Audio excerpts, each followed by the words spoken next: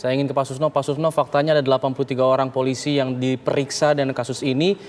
Apakah memang ada yang salah dengan sistem yang ada di kepolisian? Apakah juga memang ternyata atau kemungkinan ada banyak kasus seperti ini yang gimana bawahan harus nurut sama atasan tapi tidak terungkap seperti kasus ini, Pak Susno?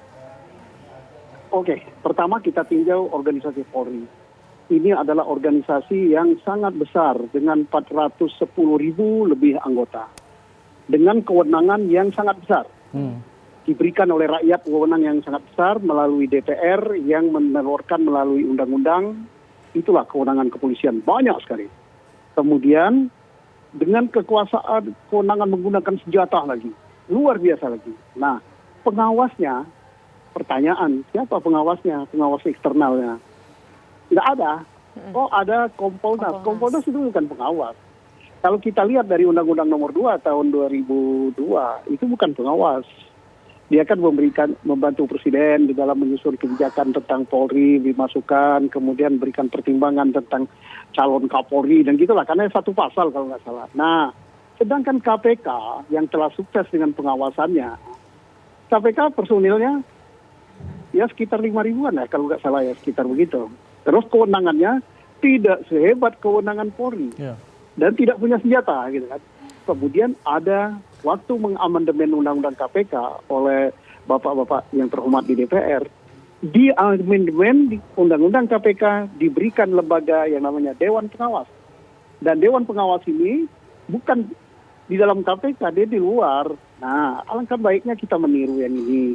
Dibentuk Dewan Pengawas Polri di pusat, di daerah, sampai di kabupaten kota. Tetapi harus juga disusun oleh DPR apa yang harus diawasi. Nah, itu kode etiknya dibuat. Oke, baik. Nah, kita coba minta tanggapan dari DPR. Mungkin DPR juga harus disusun nih apa yang harus diawasi part-part ataupun poin-poinnya. Bagaimana tanggapan dari Pak Trimedia? Polri itu sudah cukup ya, pengawasan internalnya saya pikir sudah cukup. Ada Irwasum, ada Propam, bahkan kewenangan Propam menurut saya sudah sangat berlebihan. Itu juga harus dievaluasi sehingga sering terjadi abuse of power.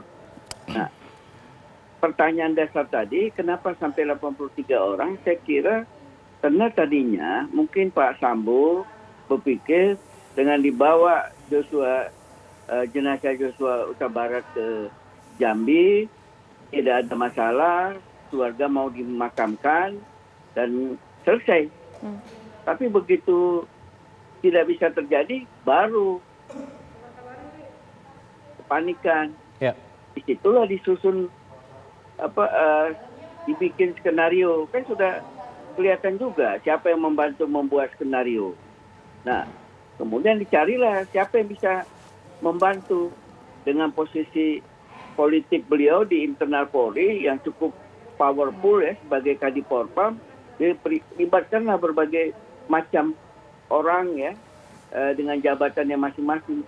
Bagi saya 83 ini harus cepat diselesaikan. Paralel dengan proses pidananya. Apakah yang terlibat pidana hanya 4 orang yang sudah ditetapkan tersangka sekarang atau termasuk yang sekarang ini ditempatkan secara khusus di Brimob? Apakah mereka juga naik statusnya jadi tersangka? Peran-peran yang lain juga harus dilakukan. Itu yang harus dilakukan. Saya kira kalau seandainya kode etik bisa berjalan, sekali lagi seperti saya sampaikan di awal, sampai ada yang dipecat ya dari kode etik itu, karena itu adalah kewenangan dari Dewan Kode Etik yang mereka bentuk sendiri, itu sudah langkah yang sangat maju. Bagi institusi Polri, disitulah proses konsolidasi harus dilakukan oleh Kapolri. Kapolri harus meningkatkan leadership-nya untuk menggrip semua yang ada, satuan-satuan tugas sampai kepada tingkat yang terendah, pospol di daerah-daerah, termasuk ya di Jabodetabek juga ada pospol ya. Itu harus dilakukan. Kapolri jangan ragu-ragu, DPR, masyarakat akan mendukung sepenuhnya dengan sikap-sikap tegas dari Kapolri. Oke, dengan kewenangan yang begitu besar dimiliki polisi, apakah kemudian perlu kewenangan ini dibatasi dengan ada kasus seperti ini, Bang Habibur Rahman? Tidak lagi misalnya tidak di bawah presiden langsung misalnya? Bang Habibur Rahman, silakan. Ya, halo. Ya, saya pertama saya ingin men-challenge cara kita menanggapi masalah. Angka 85 itu orang yang dikenakan penindakan, ya, itu mencerminkan kebobrokan saja, ataukah juga mencerminkan bagusnya sistem? Oke, mencerminkan kebobrokan ada orang yang melanggar, tapi juga di sisi lain mencerminkan ada sistem yang bagus, di mana dengan sistem itu siapapun yang melakukan kesalahan tidak ada toleransi, ditindak semua. Sehingga angkanya bisa besar, tidak ada toleransi, tidak ada yang oh ini kawan, oh ini kawannya kawan, oh ini kawannya DPR, oh tolong ini, nggak ada. Sehingga semuanya bisa terjerat. Jadi jangan saya berkaca mengutip pernyataan Pak Kapolri, Pak Jokowi, ojo ke susu gitu loh. Baik. Jangan kita ini masalah belum selesai, kita sudah lari kemana-mana ke perbaikan undang-undang. Saya tadi tanya soal perubahan undang-undang Polri kan, soal Polri di bawah Depdagri dan lain sebagainya.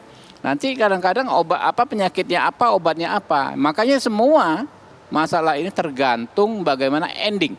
Ya, Baik. Bisa saja awalnya mungkin bagus, tengahnya bagus kayak sekarang, tetapi di akhirnya kurang bagus. Bagaimana ini kita kawal dulu kasus ini, baru sama-sama kita beri masukan. Kami tentu terbuka, DPR terbuka dari masukan masyarakat, dari senior kami tadi ya, sama-sama Wong Plembang nih, Kando Susno Duaji, aku Wong Komering, kita sepakat gitu loh. Banyak masukan-masukan kita terima untuk kita kaji, misalnya soal Dewan Pengawas dan lain sebagainya. Tapi tidak perlu terburu-buru menurut saya. Baik, tidak perlu terburu, kita akan tunggu nanti kemudian langkah dari polisi dan DPR. Terima kasih Bapak-Bapak semua, selamat sore.